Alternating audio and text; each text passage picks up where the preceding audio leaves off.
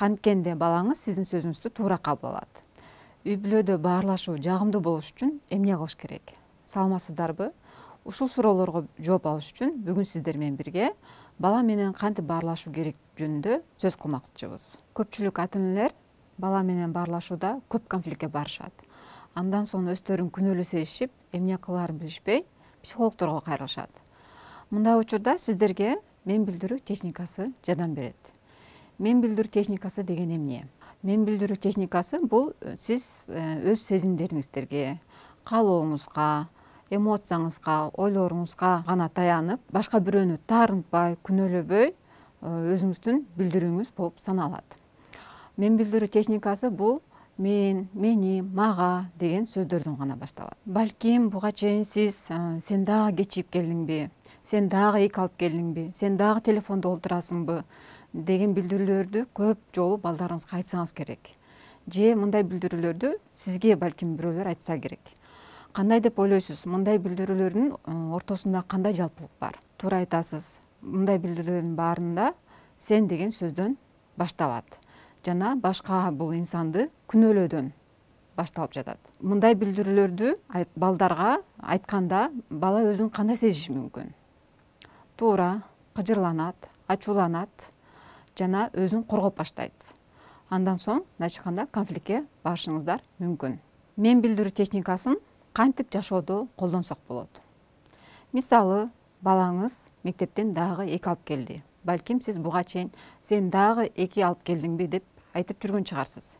Эми мындан соң эң биринчи балаңыздын өзүнө эмес, анын кылган ишине же жүрүм турумуна басым жасаңыз. Кантип? Мисалы, сенин эки алып келгениң деп анын кылган ишин айтып өтүңүз. Экинчи, балаңыздын кылган жүрүм туруму сизде кандай эмоцияны жана сезимди жаратты.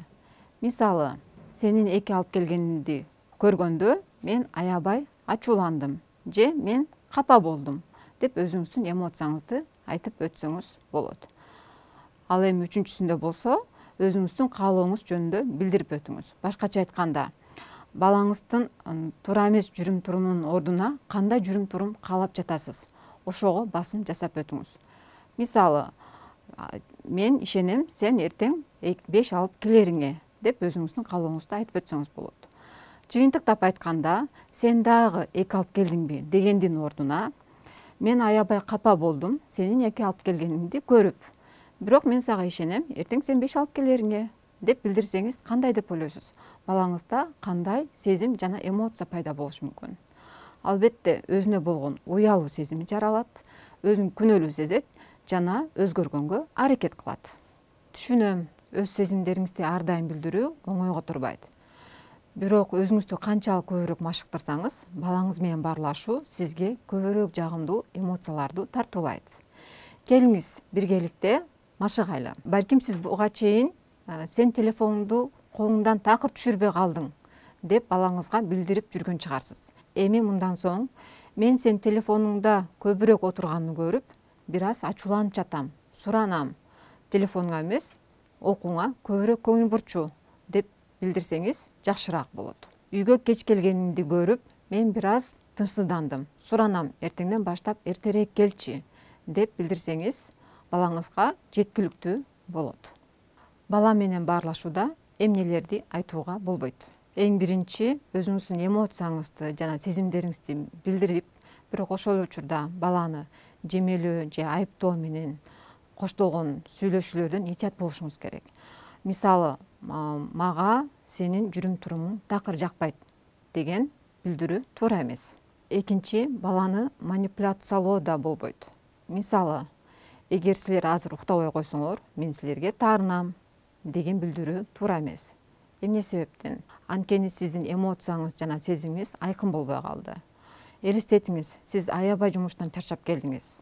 Ошол учурда уйкуңуз келип жатат. Балаңыз ал нерсени көрүп жатат. Бирок сиз балаңызды бул учурда алдап жатканга барабар болот. Бул учурда балаңыздан жөн гана сурануу жетиштүү болот. Балам, мен аябай чарчап турам, суранам, мен уктайынчы деп сурануу бул жетиштүү болот балага. Үчүнчүсү, сен билдирүүдөн толугу менен баш тартуу да болбойт. Кээде сен мага көп жардам бердиң, азаматсың деген билдирүүлөр да балага жардам берет. Өз сезимдериңизди билдирүүнүн артыкчылыктарына бир аз токтолуп өтөлү. Эң биринчи, өзүңүздүн терс сезимдериңизди балага кантип таарынтпай тургандай кылып билдирүүнүн жолу болуп эсептелет. Балдар менен ата эненин ортосунда жакындашуу пайда болот. Балада менин апам да көрсө таарынат турбайбы, капаланат турбайбы, ачууланат турбайбы деп бала өзүнүн апасын жакшы таанып билип калат. Балдар да өз сезимдерин билдирүүнү үйрөнүшөт. Алар да кийин баарлашууда мен капаландым, мен ачууланып жатам деп өзүнүн билдирүүлөрүн, сезимдерин ачык айкын айтып калышат. Эң акыркысы болуп, балдар тезирээк чечим чыгарууга сиздин сезимдериңиз жардам берет. Сиз өзүңүздүн сезимиңиз менен бөлүшүп жатканда балада тезирээк чечим чыгарууга шарт түзүп бере аласыз. Жыйынтыктап айтканда, мен билдирүү техникасы сиздин сөзүңүздү туура кабыл алууга жана конфликтти алдын алууга чоң жардам берет. Көңүл бурганыңыздарга чоң рахмат. Саламатта калыңыздар.